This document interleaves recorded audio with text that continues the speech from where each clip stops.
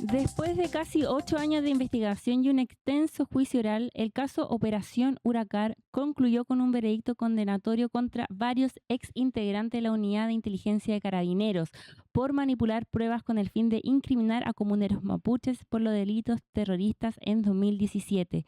La decisión marca el cierre de uno de los procesos judiciales más emblemáticos relacionados con el uso indebido de evidencia y montaje policial en Chile, con condenas por falsificación de instrumento público y obstrucción a la investigación. Para hablar de eso estamos con la abogada querellante de los comuneros acusados injustamente por delitos terroristas, la abogada especializada en derechos humanos y fundadora del Centro de Investigación y Defensa Sur, Karina Riquelme Viveros. ¿Cómo estás, Karina? Hola, buenos días. ¿Todo Buenos, bien por ahí? buenos días. ¿Cuál es la evaluación como querellante del desarrollo del juicio oral en el caso Operación Huracán? Bueno, hay hartas evaluaciones. Se trata de un caso súper complejo y como tú bien dices, también muy emblemático. Representa un poco algo y un discurso que desde el inicio de la reforma procesal penal, incluso yo diría desde un poco antes de la reforma, el mapuche ha venido denunciando. Ya los dirigentes mapuches siempre han dicho que han existido manipulación de pruebas, montajes, que hay personas inocentes presas, que el Ministerio Público no actúa de manera objetiva, que han habido trabajos que no se han desarrollado conforme al debido proceso, y se ha denunciado en numerosas oportunidades. Y este proceso en particular, que ha sido largo, que yo creo que ya lo negativo que tiene, que no se produjo un acceso a justicia de manera inmediata como debió haber sido, porque ya es muy extraño que 8 años después de cometido un hecho recién tengamos el resultado. Entonces ha sido complejo también para las víctimas poder seguir y perseverar adelante, pero se ha podido, se hizo, llegamos hasta el final y se logró demostrar históricamente que lo que vienen diciendo las dirigencias mapuche, en especial aquellas que levantan un discurso autonomista respecto de su persecución ilegal, es cierto. La cúpula de carabineros, desde el general, coronel, capitán, han sido condenados por falsear pruebas, por generar antecedentes falsos, para incriminar además a dirigentes mapuches muy conocidos y muy estigmatizados, a comunidades muy estigmatizadas, tanto por la política antigua como la reciente incluso, por lo cual es un veredicto que nos mantiene conforme por haber demostrado en los hechos, con pericias, con documentos, con testimonios, en un juicio que duró un año, que efectivamente es cierto que se manipula prueba y que se pretende incriminar falsamente a quienes son dirigentes de comunidades mapuches. ¿Ustedes quedan con la sensación que se hizo justicia? Yo creo que es súper importante igual, ojalá, interpretar esa sensación respecto de aquellos que vivieron los hechos directamente, aquellos que fueron apresados y estigmatizados, porque además durante estos 8 años no solo hay una víctima que se encuentra presa hoy día del caso Huracán y que es condenada por ley de seguridad interior del Estado, es decir, se produce una condena por sus pensamientos como es Héctor Yaitul, sino que además dentro de las otras víctimas también han vivido persecución durante estos otros años. Yo creo que sí hay una conformidad de que se haya podido demostrar, ya hay un acceso a justicia tardío, por supuesto, eh, pero sí hay una conformidad con el resultado del juicio, porque este discurso en general siempre ha sido denostado, tanto por el Poder Judicial como por las autoridades. Al parecer pareciera que fuera un discurso vacío, pero lo cierto es que no es vacío, siempre las denuncias respecto a las posibilidades de manipulación o de faltas al debido proceso hoy día son ratificadas en este caso, que además contiene 11 hechos distintos relacionados con la manipulación de prueba y la forma en que la inteligencia intentó incriminar a la dirigencia mapuche, y también demuestra un poco o da cuenta y abre la puerta a observar otros procesos donde también se ha utilizado la inteligencia y hay personas condenadas. eh, y hay personas que incluso también otros casos que se encuentran en la Comisión Interamericana de Derechos Humanos donde también se aplicó la inteligencia, porque desde un principio, desde el año 2014, cuando nosotros tuvimos acceso a las primeras liberaciones de información en contra de personas del pueblo mapuche, denunciamos este uso de la inteligencia porque era un uso bastante sesgado de la persecución respecto de aquellos que eran públicamente líderes y que lideraban procesos de protección de ríos, de protección o de recuperación de sus territorios, y eran criminalizados en virtud de esta actividad propia del ser mapuche. Mm. Justamente hablando de la ley de inteligencia, ¿cómo ha afectado en este caso la percepción de su uso?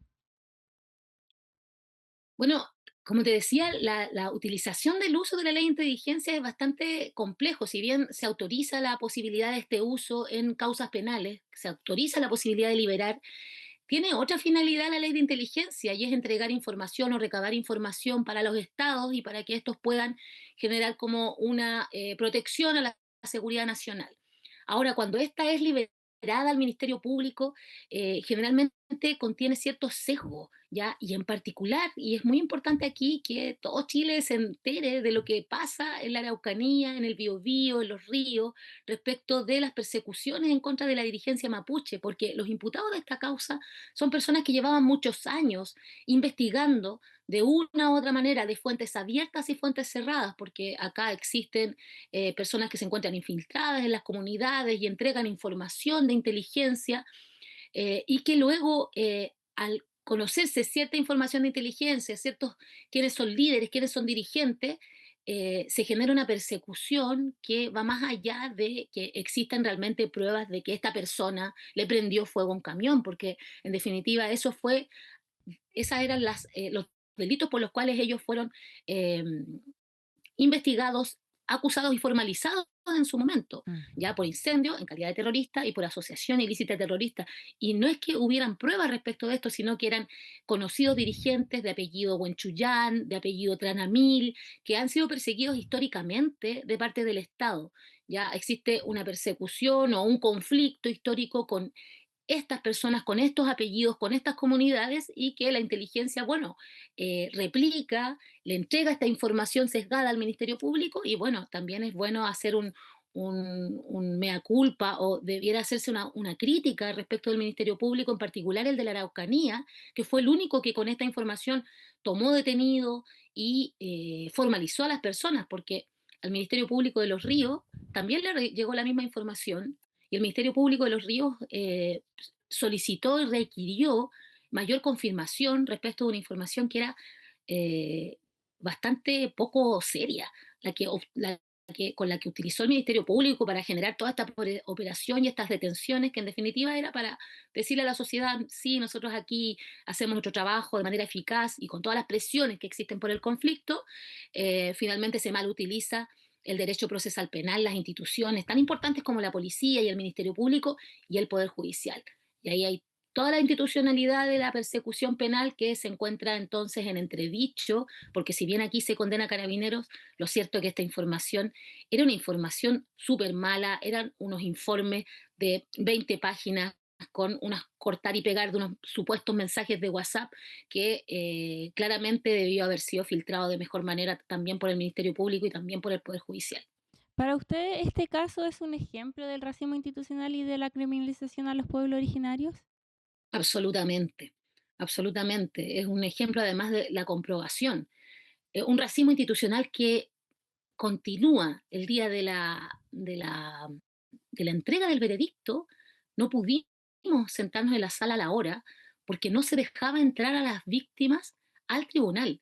Se les estaba dejando en la calle, ni siquiera a las dependencias del tribunal. En la calle había una cadena gigante que puso Gendarmería y un control especial que muestra los rasgos de racismo institucional, porque no llegaron 100 personas donde se tenía que controlar la seguridad del tribunal, habían 10, 12 personas, todos familiares directos, niños y niñas, a los cuales se les ejerció una fuerza totalmente desproporcionada. Se colocaron escudos de gendarmería y no se les dejaba ingresar a personas que tenían vestimenta mapuche. Eso demuestra, imagínense, el día en que ellos pueden ir a escuchar el veredicto a su favor, son tratados como imputados. ¿ya? Y eso es la institucionalidad chilena, especialmente la procesal penal. Ni siquiera el día en que ellos van a escuchar las condenas en contra de aquellos que los acusaron falsamente, son tratados dignamente. Y tuvimos que exigir que hubiera un trato digno, pero vive la discriminación constante por toda la institucionalidad. Y ese es un racismo que está enquistado, que es más bien cultural y que es súper difícil que podamos sacar, digamos, de la institucionalidad, si además tenemos discursos tan odiosos como los que nos entregan los políticos que hoy día salen y los que entran. Ustedes fueron bastante duros también con los fiscales involucrados en el caso. ¿Qué ha pasado con ellos? Mira, sabes que respecto de aquello existen causas abiertas, ¿ya? Nosotros, nuestras querellas fueron en contra de quienes resulten responsables. Pensamos que incluso en el caso Huracán hay un hecho en el cual está descrito un fiscal y que esperamos que se desarrollen las investigaciones que tengan que desarrollarse y que se encuentren las responsabilidades también respecto de esta institución, que es una institución autónoma y que es muy difícil generar algún tipo de denuncia respecto de aquellos, pero los fiscales han sido igualmente denunciados desde la reforma procesal penal. Y nunca, aún existiendo condenas a nivel internacional por trato discriminatorio en contra de mapuches, ha habido algún tipo de sanción en contra de estos fiscales que han ejercido persecución discriminatoria según cortes internacionales, como en el caso Norín y Pichún, donde se condena al Estado de Chile por actuar de manera discriminatoria. Bueno, esos fiscales que llevaron adelante esas causas luego fueron subidos de cargo. Nunca han tenido ni siquiera un llamado de atención por llevar adelante esta persecución y uno puede ver litigando que en el año 2025 el modo de los fiscales, la forma de referirse al mapuche, sigue siendo igual de racista y eso es muy peligroso porque entonces aquellos que deciden respecto de si van a utilizar o no una información y de la forma en que la van a utilizar en contra de un dirigente mapuche, mantienen este pensamiento racista y no o pueden observar el problema político que subyace respecto de sus dichos y que no tienen relación con algún tipo de delito, va a seguir manteniendo esta persecución criminal que afecta al debido proceso y la convivencia evidente entre el Estado chileno y el pueblo mapuche. Karina, estamos hablando con la abogada del caso Huracán y en el chat nos preguntan y nos dicen, no entiendo lo del racismo institucional, ¿será discriminación? ¿No es lo mismo? ¿Por qué? ¿Nos podría explicar un poco eso? Claro, claro, o sea, se expresa en la discriminación, ya el trato no igualitario. eh, es bien triste la verdad, ¿ah? Porque, por ejemplo, los niños que llegaron niños, yo llegué a la explanada del tribunal y venían niños con sus papás, venían hijos de las víctimas, contentos a poder escuchar algo que están esperando hace más de 8 años porque sus papás fueron acusados de ser terroristas y sus comunidades, y ese discurso se mantiene hoy día. Su papá pudo haber sido condenado si esto no se hubiera sabido con pruebas falsas y probablemente hoy día todavía estaría preso. En vez de eso fue de la mano con su papá y cuando llega a la puerta no se les permite pasar. Eso es discriminación y se les discrimina porque llegan con manta, porque llegan con ropa. Había una persona ahí que les decía a los miembros de Gendarmería, seguramente si hubiéramos venido con traje de 2 piezas podríamos haber ingresado sin problema.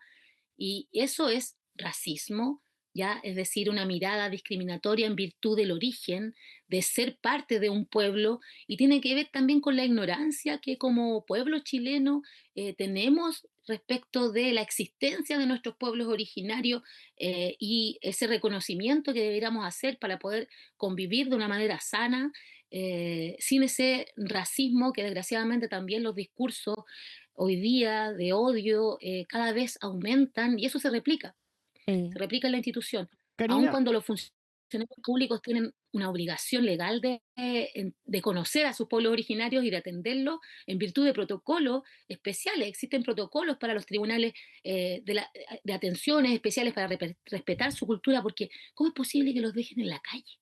Karina, no puedo dejar de preguntarte por las actualizaciones del caso de Julia Chuñil que preocupan a la población y que siempre hay que estar atento y alerta. Hola Nicolás. ¿Cómo estás? Eh, bueno, Julia Chuñil es un poco también una representación de esta persecución que el pueblo mapuche vive en el proceso penal. No hemos tenido avances efectivos, no se ha encontrado a Julia. la persecución criminal en contra de sus hijos ha bajado, al menos eso hemos sentido, porque hemos denunciado la existencia de filtraciones de pruebas que no existen, que no han sido reales, y hay organismos internacionales que están llamando la atención al Estado chileno y que nosotros esperamos que tenga algún tipo de eficiencia respecto de este llamado de atención, y que podamos tener un acercamiento y un trabajo colaborativo con la Fiscalía como debiera ser, que puedan observar específicamente cuáles eran los riesgos que ellas tuvieron, porque hoy día nos hemos enterado en una última reunión que hay diligencias que no se hicieron al principio y que ya se perdieron. O sea, cámaras que se pudieron haber pedido, que de hecho en la querella fueron solicitadas como diligencias al principio de la investigación y que el Ministerio Público las pidió recién en septiembre del 2025, ya las cámaras de la forestal, que eran vecinos, donde también había un conflicto con Julia. Entonces, esto que denunciamos de que el Ministerio Público no tomó en consideración las denuncias que ella hizo por los procesos que llevaba de manera a través de la institucionalidad, a través de CONADI, la recuperación de su tierra, la recuperación de su Eltún, que es un cementerio que estaba en una forestal, y no se pidieron las cámaras de esa forestal. Entonces, ¿hay una responsabilidad de la institucionalidad? Por supuesto que la hay.